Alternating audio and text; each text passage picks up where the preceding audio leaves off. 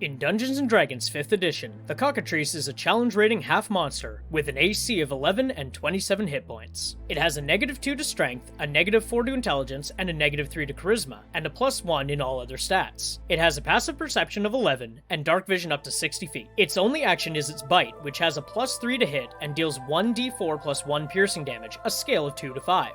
A creature bitten by the Cockatrice must make a DC 11 Constitution save, or else they are immediately restrained. On their next turn, they must re-roll the throw. If they fail a second time, they are petrified for 24 hours. Like the basilisk from the last video, the Cockatrice seems at first to be a simple, easy monster. It only has a single attack, and with a -4 in intellect, it doesn't have a mind for strategy. The real danger here is once again the Constitution save.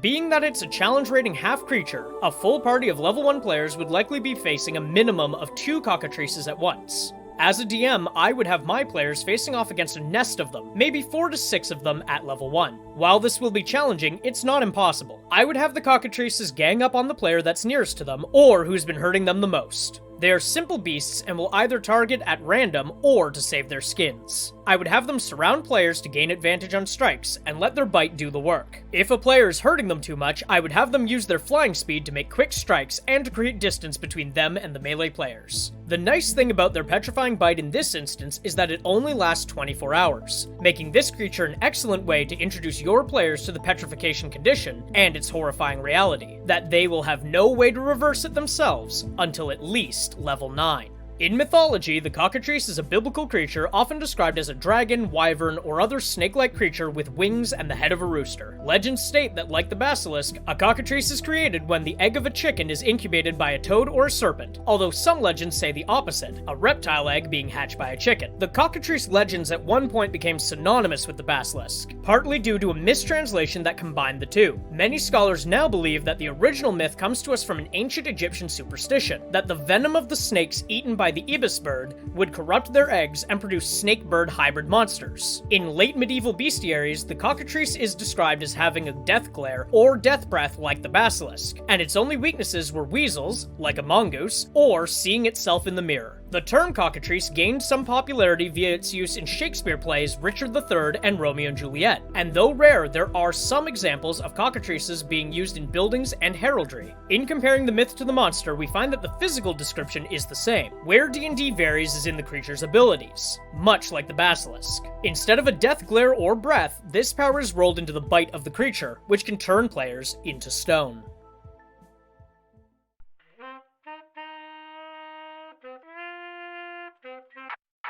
If you enjoyed that video, consider giving it a like and giving me a follow. And for more of my videos, you can find me on Twitch @Moglaroo, YouTube @Moglaroo Streams, and TikTok @Moglaroo Streams as well.